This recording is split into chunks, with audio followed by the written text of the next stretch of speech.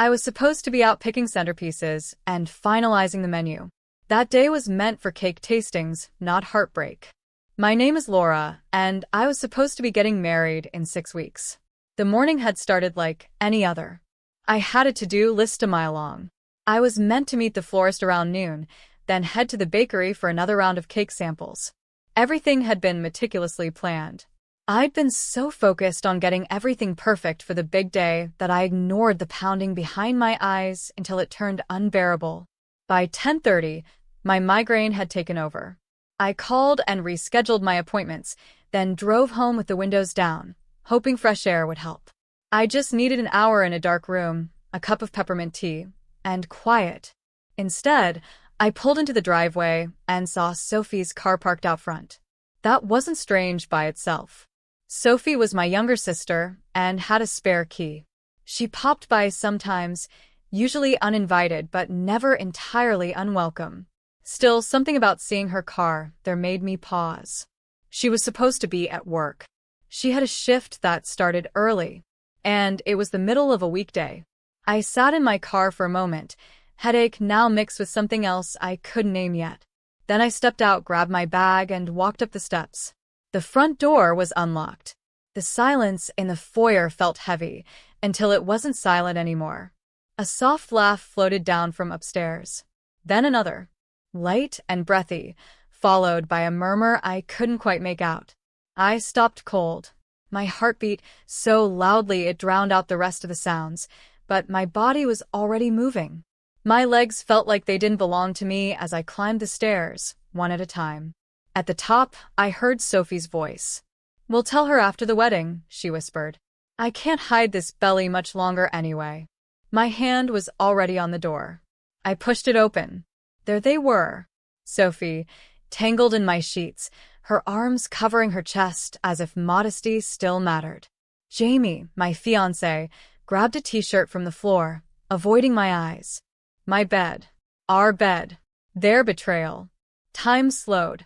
I didn't scream. I didn't cry. I just stood there, my mind strangely calm as everything else shattered. "Out," I said. "Both of you." Sophie looked like she wanted to speak, maybe offer some explanation that would make it all okay. But there wasn't one. Still, she tried.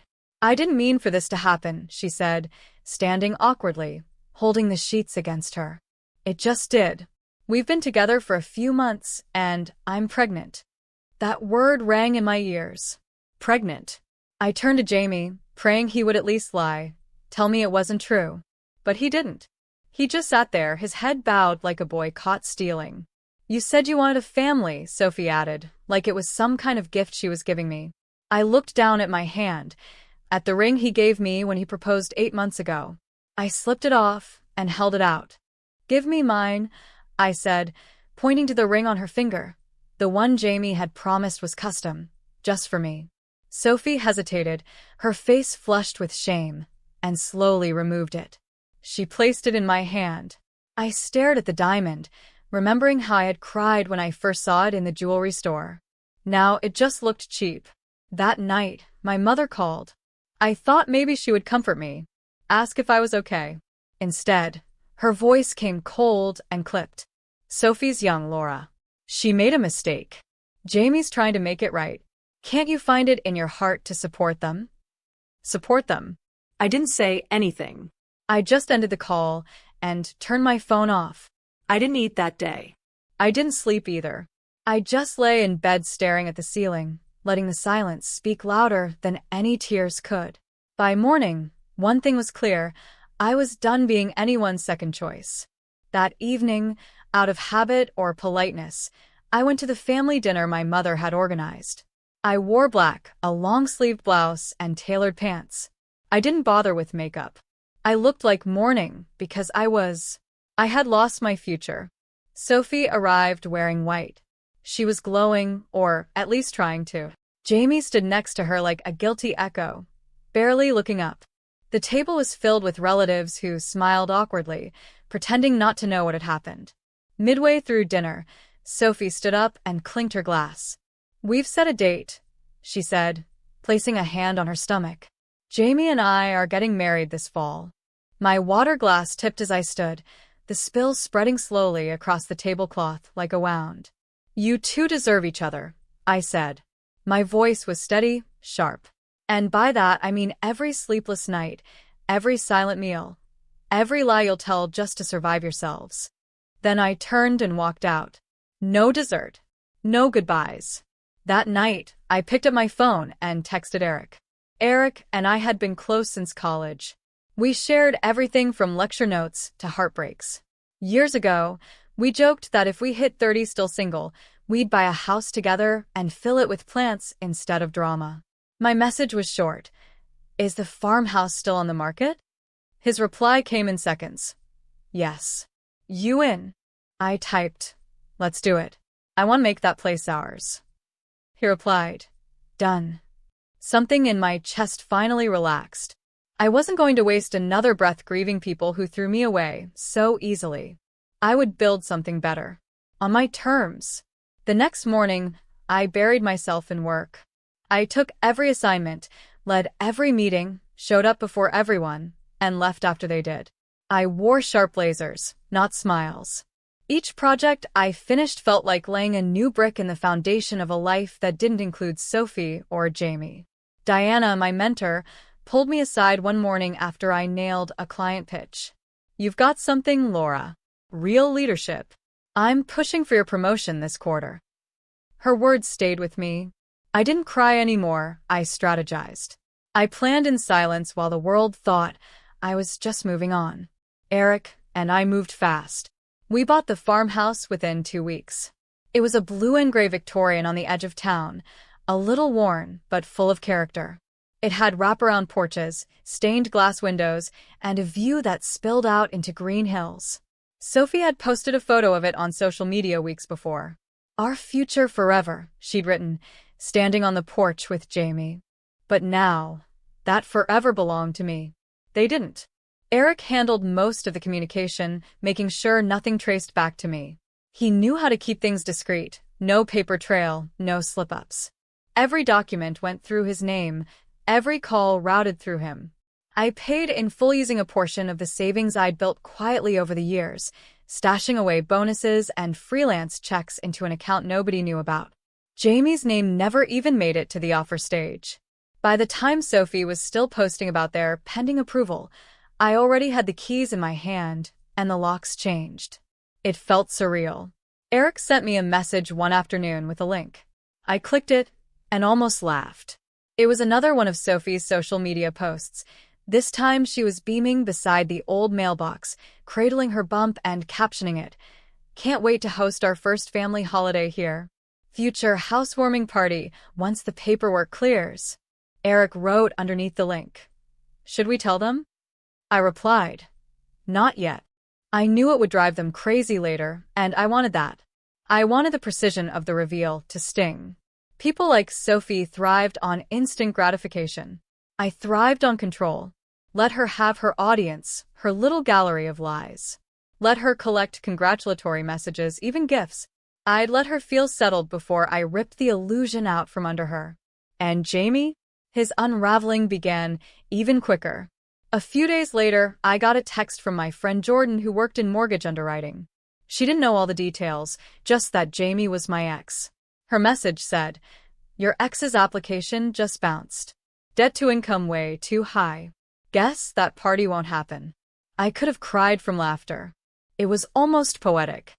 Jamie had always been smoke and mirrors, talking about stock tips he never followed, pretending his consulting firm had clients when it was just invoices sent to himself, masking his dependence on Sophie's credit with fake confidence. Now it was catching up to him, and I wasn't about to throw him a lifeline. Instead, I threw myself into the renovation. That house wasn't just a house to me, it was a clean slate. A symbol of what they broke, I could rebuild better. Eric and I met with Luis, our contractor, and started making plans. The kitchen needed a full gut. I wanted lightwood cabinets, matte black fixtures, and a quartz island so wide I could spread out all my ideas. In the master bath, we picked soft marble tile, and Eric talked me out of a copper tub only because it would delay the timeline. We debated paint colors for the front door longer than most people argue about politics. He leaning toward sage green, I dead set on charcoal gray. We compromised on a rich navy. The crew started work that same week. I stopped by nearly every day, sometimes with coffee for Luis's team, just to see the transformation. The first day the old cabinets were torn out, I felt like something inside me was finally being cleared, too.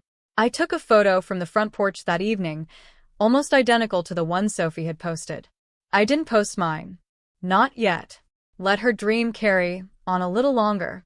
Let her register at fancy stores and imagine nursery wallpaper and pretend that a key would someday be in her hand. Let her plan her forever in a home that was never hers to begin with. Because when the truth came out, it wouldn't just be about a house. It would be about everything they thought they could steal from me and couldn't. Renovation updates became the highlight of my day.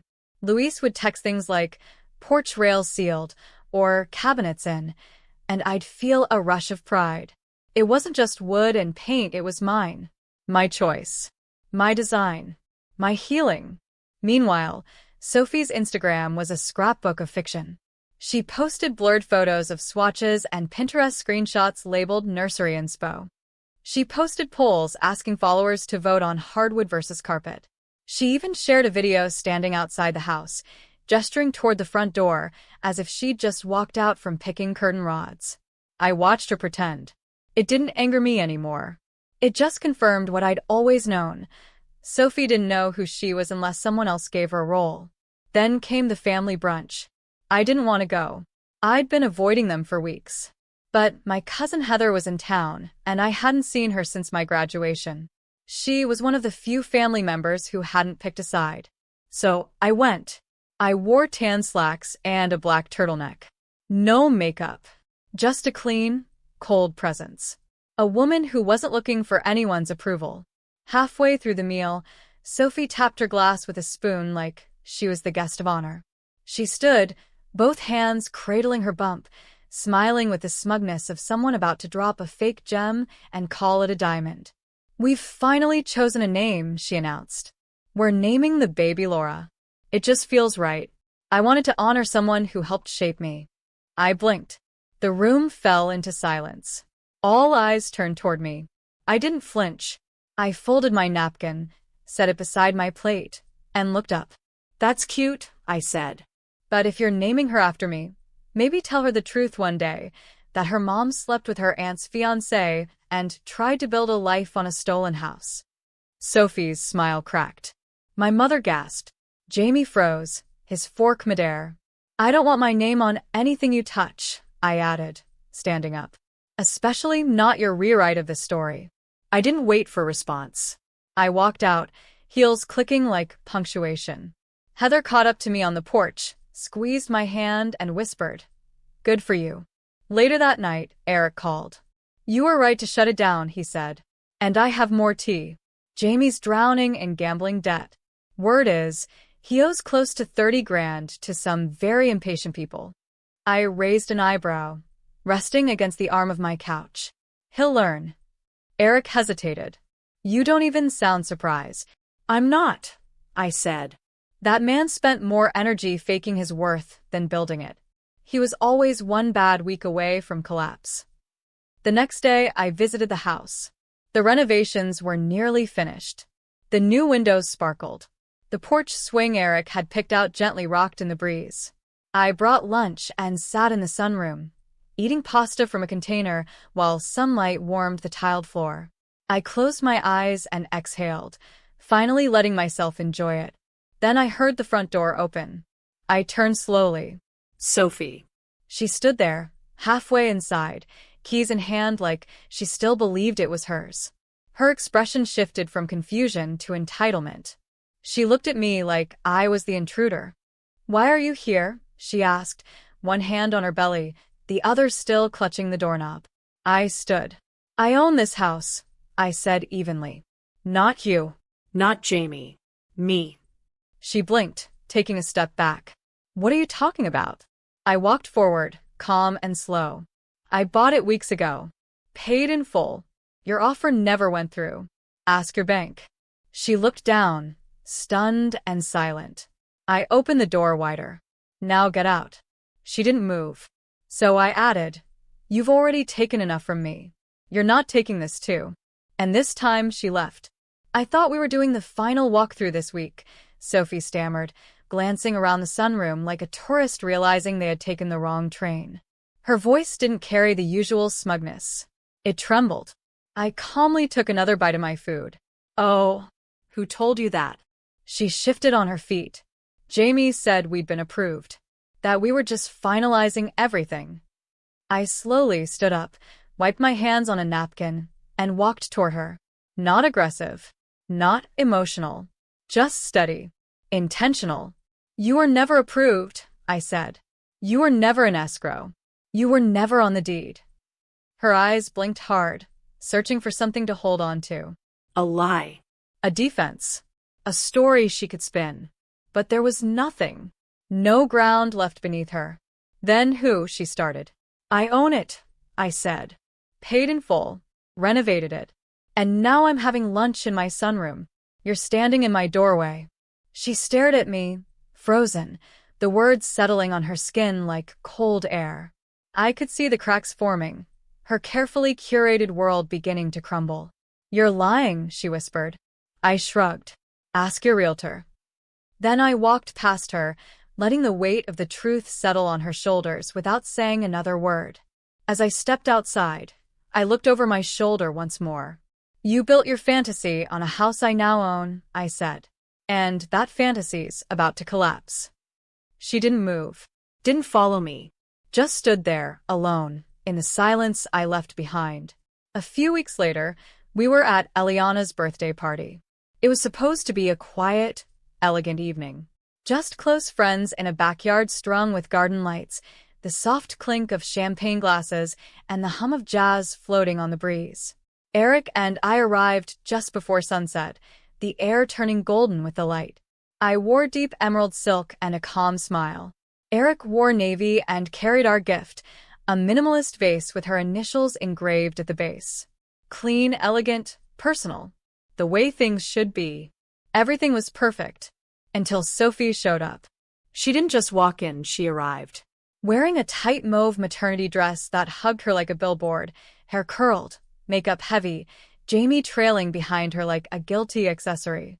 She immediately swept into the party like she owned it, her laugh a little too loud, her smile stretched too wide. It took all of 3 minutes for her to hijack the conversation.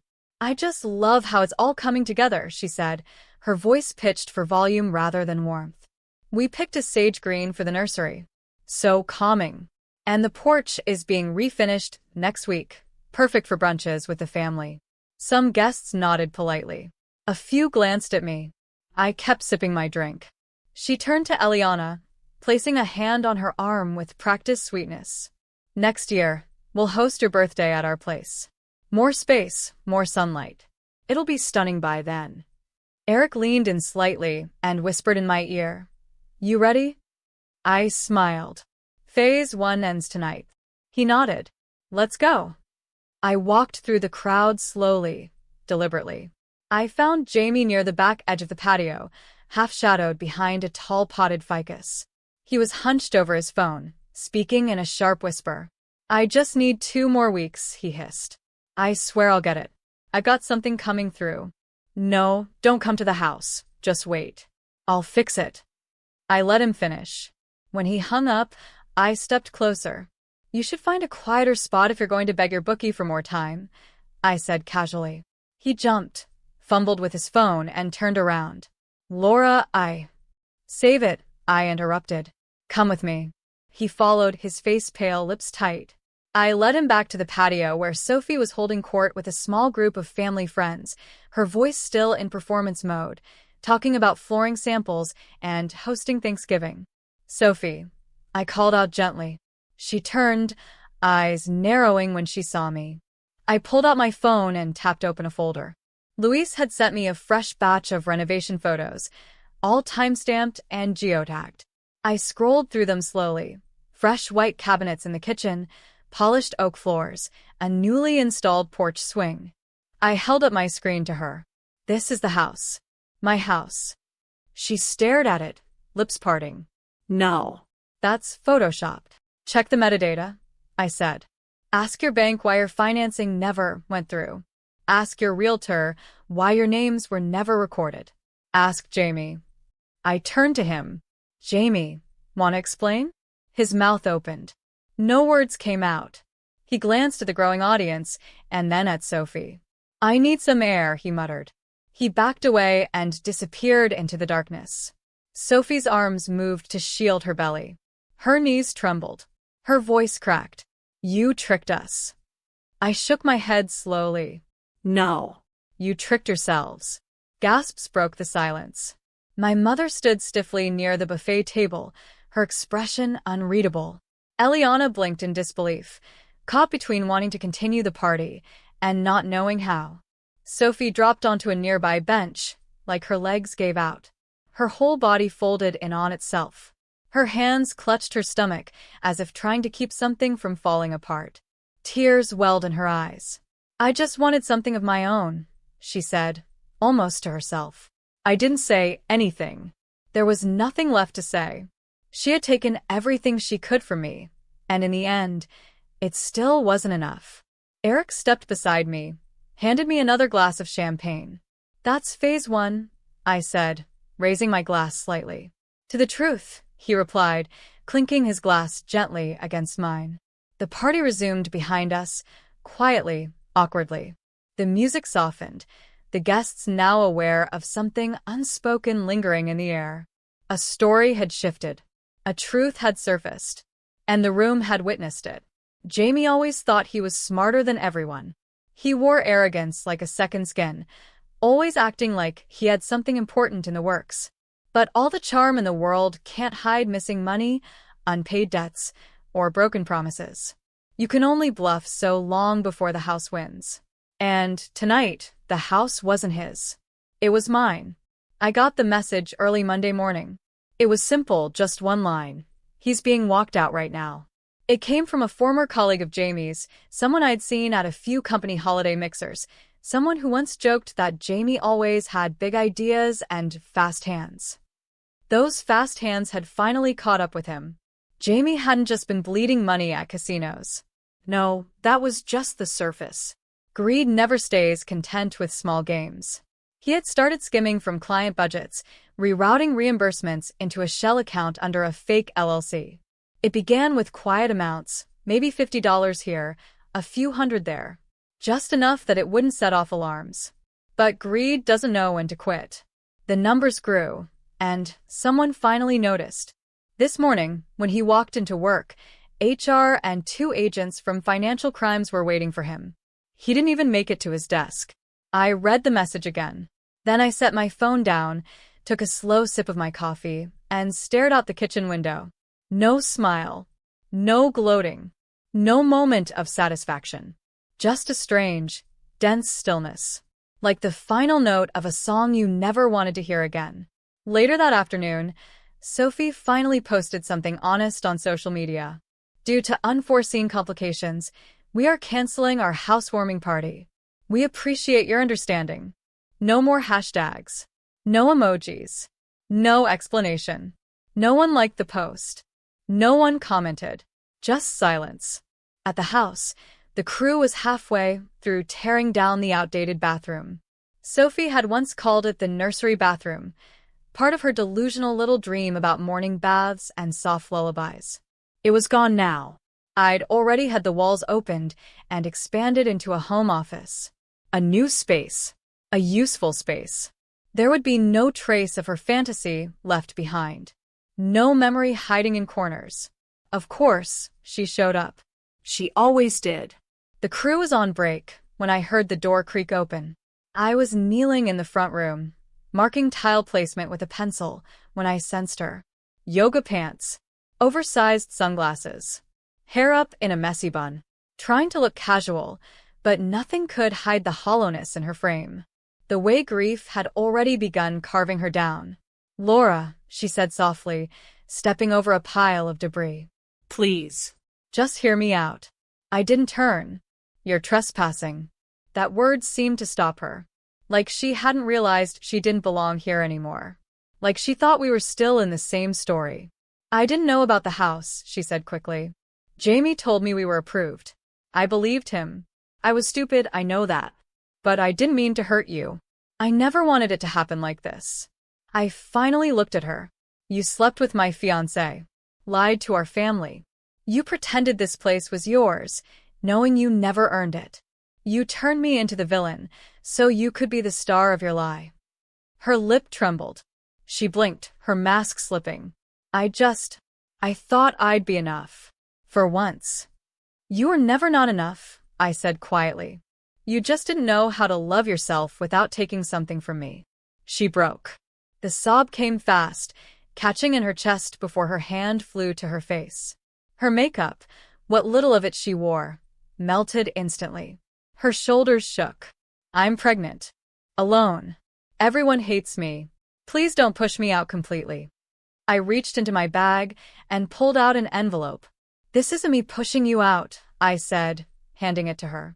It's me refusing to let you squat in the life I'm rebuilding. Her hands trembled as she opened the eviction notice. Her eyes scanned the lines, then flicked back up to me. I didn't blink. You made your choices, I said. Now I'm making mine. I walked past her, stepped back outside, and let the wind carry away the dust. Behind me, she stood silent, defeated, holding the last paper she'd ever received from me.